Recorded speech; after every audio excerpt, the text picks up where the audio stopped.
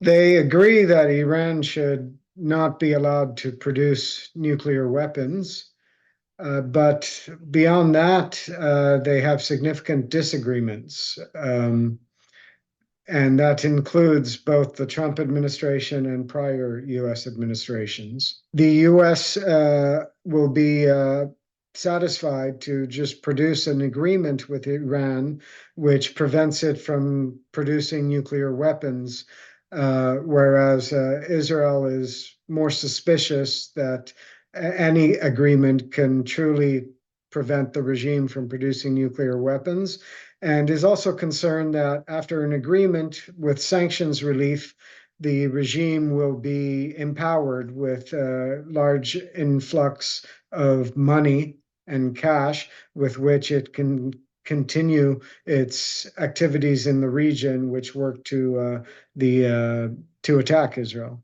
Well, right now, the U.S. looks like it will be satisfied with an agreement that limits Iran's enrichment to about 3.5%, and has inspections and such, and no sunset clause, which would be a much better agreement than the one that was signed under Obama.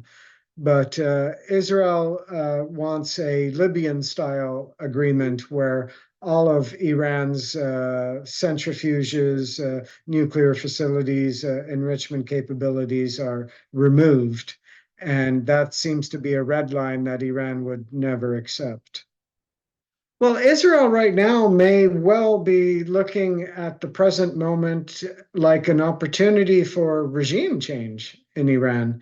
Iran's allies, Hezbollah and Hamas, have been largely defanged. The Houthis are far away and under considerable pressure. Even Shiite militias beholden to Iran in Iraq are staying low now. And Israel sees this as a chance to defang Iran, to change the regime, especially after the attacks last April, April 2024, when Israel hit most of Iran's S-300 missile defense systems, especially the ones near Esfahan. The United States, on the other hand, doesn't want to take the kind of risk necessary to try to precipitate regime change. They would be satisfied with just an agreement that prevents Iran from achieving nuclear weapons.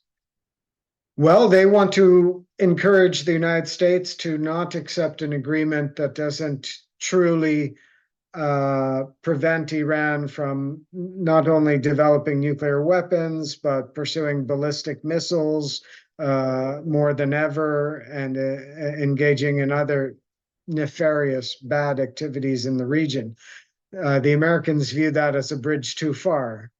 They don't think they can stop Iran from continuing its missile program or supporting its allies in the region. That seems unrealistic. So some suspect that Israel is actually hoping there's no deal so that they have the green light from America and the help from America to attack Iran. Well, it looks like the Israelis wanted to attack some time ago, but Trump refused, just as Biden had refused in the past. The Israelis don't control US policy. US policymakers choose the best policy to fulfill their interests as they see them. Now, the Israelis have the Americans' ear. They try to influence, but in the end, the Americans make their decision for themselves. And it looks like the American calculus is that even a limited war with Iran is not their favorite option right now. They would prefer a negotiated solution to end the nuclear program. Well, Israel will be put in a difficult position, making it much harder for Israel to even launch a limited strike on Iranian nuclear facilities by itself.